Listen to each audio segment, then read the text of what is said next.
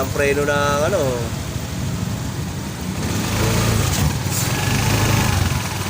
Doon ang kabilang preno. Alip? Oo, ha?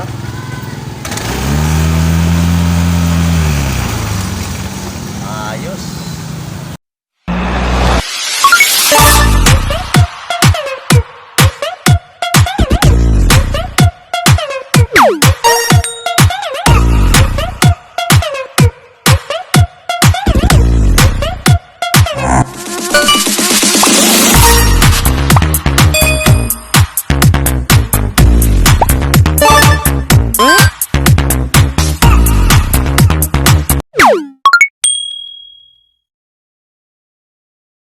Ito mga kapatid, Easy Ride na 150Q.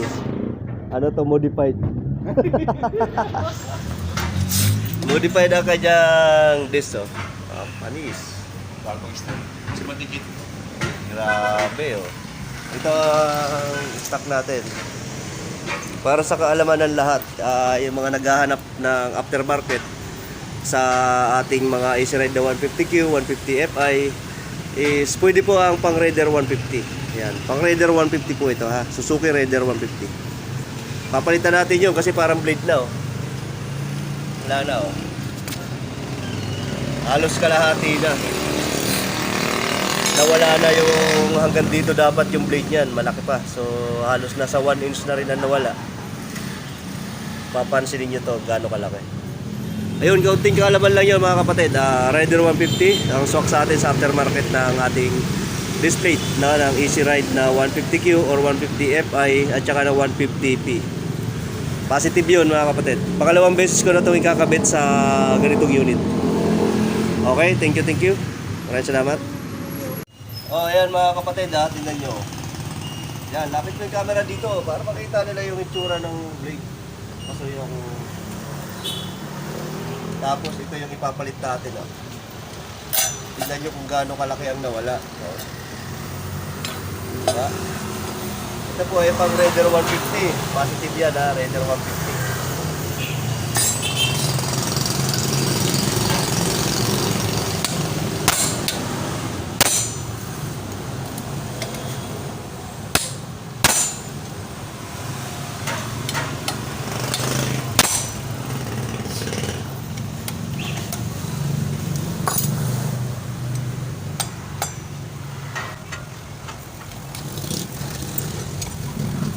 Alright.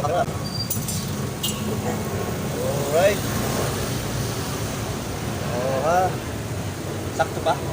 Pwede pa to? Hindi na pwede yan. Hindi pang kamatis. Pwede pang iwa ko chili na yan. Pangiwa ng sibuyas. Balas na. Saka ano. Pampino.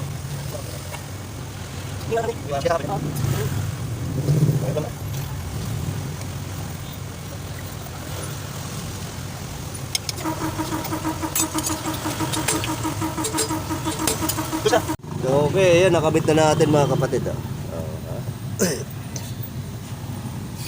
Kakabit pa natin sa kabila yung brake pad. Brake pad. Kasi tignan mo naman ang brake pad din, oh, ha? Pwede pa yata to. Pwede pa to pang-ipit ng buhok. Oh, ha? Grabe, oh. Wala na talaga. Mamaya, palitan natin. Pakita ko sa inyo. Ayan, oh. Ha? Mamaya, pakita ko. May kabit na natin ito mga kapatid, ah. Okay, start. Try natin.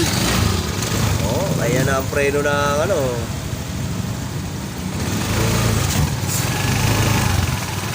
Doon ang kabilang preno. Alip? Oh, ha?